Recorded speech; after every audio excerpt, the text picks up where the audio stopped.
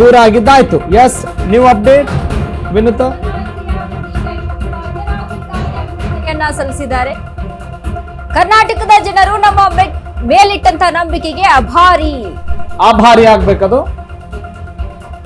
ಜನರ ನಂಬಿಕೆ ಉಳಿಸಿಕೊಳ್ಳುವುದು ನಮ್ಮ ಹೊಣೆ.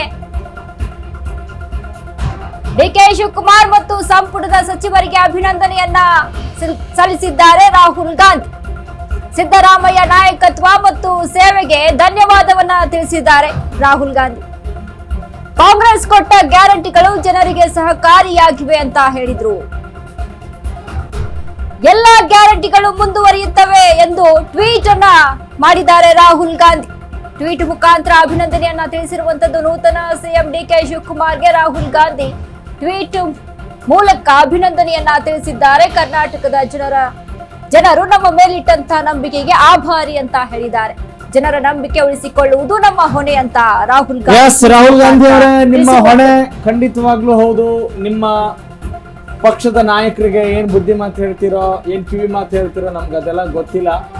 ಒಟ್ನಲ್ಲಿ ಅಫ್ಕೋರ್ಸ್ ನೀವು ಸಿದ್ದರಾಮಯ್ಯನವರ ನಾಯಕತ್ವ ಮತ್ತು ಸೇವೆಗೆ ಧನ್ಯವಾದ ತಿಳಿಸಿದಿರಿ. ಧನ್ಯವಾದಗಳನ್ನ ತಿಳಿಸಿದ್ದಕ್ಕೋಸ್ಕರ ಜನರ ಪರವಾಗಿ ನಾವು ಕೂಡ ನಿಮ್ಗೆ ಧನ್ಯವಾದಗಳನ್ನ ತಿಳಿಸ್ತೀವಿ. ಅದರ ಜೊತೆಗೆ ವಿರೋಧ ಪಕ್ಷಗಳ ಒಂದಿಷ್ಟು ತಕರಾರು, ಗೊಂದಲ, ಪೋಕ್ ಮಾಡೋದೆಲ್ಲ ಇತ್ತು.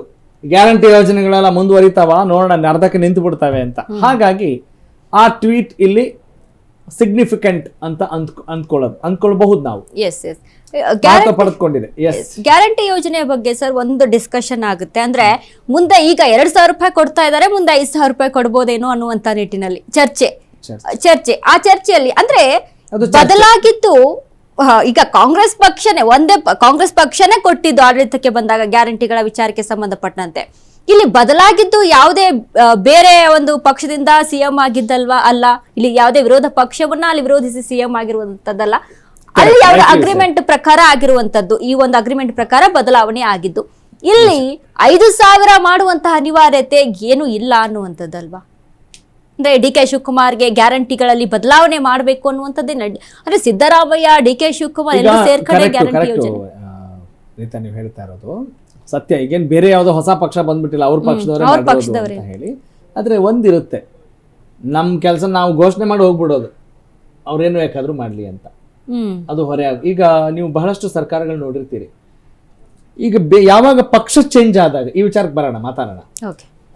ಹೊಸ ಪಕ್ಷ, ಬೇರೆ ಪಕ್ಷ ಹೊಸ ಸರ್ಕಾರ ರಚನೆ ಮಾಡಿದಾಗ ಅವ್ರಿಗೊಂದಿಷ್ಟು ಚಾಲೆಂಜಸ್ ಇರುತ್ತೆ. ಅಯ್ಯೋ, ಈ ಹಳೆ ಸರ್ಕಾರದವ್ರು, ಈ ಪಕ್ಷದವರೆಲ್ಲ ನಮ್ಮ ಮೇಲೆ ಹೊರೆ ಮಾಡ್ಬಿಟ್ಟಿದ್ದಾರೆ, ಈಗೆಲ್ಲ ನಾವು ಅದಕ್ಕೆ ಬೆಲೆ ತರಬೇಕು, ನಾವು ಅದನ್ನು ಸರಿದೂಗಿಸ್ಬೇಕು. ಹಾಗಾಗಿ ದೊಡ್ಡ ಸವಾಲಿದೆ, ಚಾಲೆಂಜಸ್ ಇದೆ ಅಂತ ಹೇಳ್ತಾರೆ. ನೀವು ಕೇಂದ್ರದವ್ರು ಹೇಳೋದು ನೋಡ್ಬೋದು. ಇಲ್ಲಿವರೆಗೂ ಕಾಂಗ್ರೆಸ್ನವ್ರ ಆಡಳಿತ ನಡೆಸಿ 70 ವರ್ಷಗಳ ಕಾಲ ಎಲ್ಲ ಹಾಳು ಮಾಡ್ಬಿಟ್ಟಿದ್ದಾರೆ, ಈಗ ನಾವು ಸರಿ ಮಾಡ್ತಿದೀವಿ ಅನ್ನೋ ಆರೋಪ ಜ್ಞಾಪಿಸ್ಕೊಳ್ಬಹುದು. ಅವ್ರು ಹೇಳೋದು ಸುಳ್ಳಲ್ಲ, ಇವ್ರು ಹೇಳೋದು ಸುಳ್ಳಲ್ಲ. ಈ ರಾಜ್ಯದಲ್ಲಿ ಅವ್ರು ಹೇಳೋದು ಸತ್ಯ ಅಲ್ಲ, ಇವ್ರು ಹೇಳೋದು ಸತ್ಯ ಅಲ್ಲ. ಅಂದ್ರೆ ಯಾವ್ದೋ ಅಭಿವೃದ್ಧಿ ಆಗದೆ ಬಂದ್ಬಿಡುತ್ತಾ ತಕ್ಷಣಕ್ಕೆ ಇಲ್ಲ. ಅವರು ಅದು ರಾಜಕಾರಣಕ್ಕೆ, ಮಾತುಗಾರಿಕೆಗೆ ಏನೋ ಕೌಂಟರ್ ಕೊಡಬೇಕು ಅನ್ನೋ ಮಾತಿಗೆ ಅದನ್ನ ಬಳಸ್ತಾರೆ. ಓಕೆ, ನೀವು ಕೇಳಿದಂತ ವಿಚಾರ ಏನು ಅಂತ ಹೇಳಿದ್ರೆ ಗ್ಯಾರಂಟಿ ಯೋಜನೆಗಳು. ಇಲ್ಲಿ ಕಾಲೆಳೆಯೋಕೆ ನೋಡ್ತಿರ್ತಾರೆ, ಇದು ಬರೀ ಘೋಷಣೆ ಮಾತ್ರ ಮಾಡ್ತಾರೆ. ಹೌದಾ, ಘೋಷಣೆ ಮಾತ್ರ ಮಾಡ್ತಾರೆ, ಅದನ್ನ ಅನುಷ್ಠಾನ ಮಾಡಲ್ಲ ಅಂತ ಒಂದೊಂದು ಮುಹೂರ್ತಗಳನ್ನ ಕಾಯ್ತಿರ್ತಾರೆ, ಒಂದು ಹೊಸ ಬದಲಾವಣೆಗಳಿಗೆ ಕಾಯ್ತಿರ್ತಾರೆ ವಿರೋಧ ಪಕ್ಷದವರು ಅಲ್ವಾ. ಈಗ ಇದೊಂದು ಹೊಸ ಬದಲಾವಣೆ, ಇನ್ ಮುಂದೆ ನೋಡಿ ಆಗಲ್ಲ, ಅವರಿಗೆ ಎಲ್ಲಿ ದುಡ್ಡಿರ್ಬೇಕಲ್ಲ ಅನ್ನೋ ಮಾತನ್ನ ಹೇಳುದು ಸುಮ್ಮನೆ ನೆಪ. ಅದಕ್ಕೇನು ತುಂಬಾ ಮಹತ್ವ ಕೊಡ್ಬೇಕಾದಂತ ಅನಿವಾರ್ಯತೆ ಇಲ್ಲ ಅಂತ ಅನ್ಸುತ್ತೆ. ಆದ್ರೆ ಕಾಂಗ್ರೆಸ್ನವರಿಗೆ ರಾಜ್ಯದ ಜನತೆ ಒಂದು ಕಿವಿ ಮಾತು ಹೇಳ್ತಾರೆ, ಅದು ಮಾತ್ರ ಬಹಳ ಚೆನ್ನಾಗಿ ನೆನ್ಪಿಟ್ಕೊಳ್ಬೇಕು. ನೀವು ಬರೀ ಗ್ಯಾರಂಟಿ ಯೋಜನೆಗಳನ್ನು ಅಷ್ಟೇ ಅಭಿವೃದ್ಧಿ ಕಾರ್ಯಗಳು ಅಂತ ಅಂದ್ಕೊಂಡ್ಬಿಟ್ರೆ ತಪ್ಪಾಗುತ್ತೆ. ಗ್ಯಾರಂಟಿ ಯೋಜನೆಗಳು ಪ್ರತಿಯೊಬ್ಬರಿಗೂ ಸಿಗುತ್ತೇನ್ರಿ? ಇಲ್ಲ.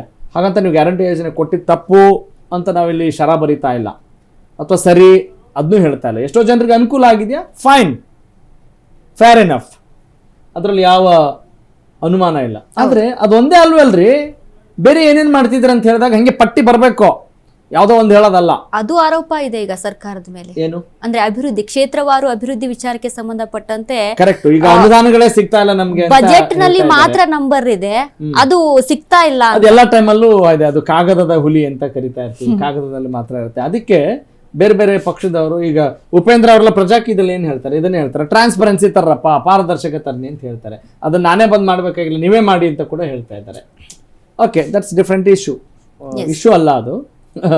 ಅದು ಬದಲಾವಣೆ, ಒಂದು ಪರಿವರ್ತನೆಗೆ ಸಂಬಂಧಪಟ್ಟಾಗ ಅವರು ಮಾತನಾಡ್ತಾ ಇದ್ದಾರೆ. ಇತ್ತೀಚೆಗೆ ಯಾರು ವಿಜಯ್ ದಳಪತಿ ಅವರು ಅಧಿಕಾರ ವಹಿಸ್ಕೊಂಡಾಗಿಂದ ಈ ಸುದ್ದಿಗೆಲ್ಲ ಜಾಸ್ತಿ ಪ್ರಾಮುಖ್ಯತೆ ಸಿಕ್ಕಿದೆ.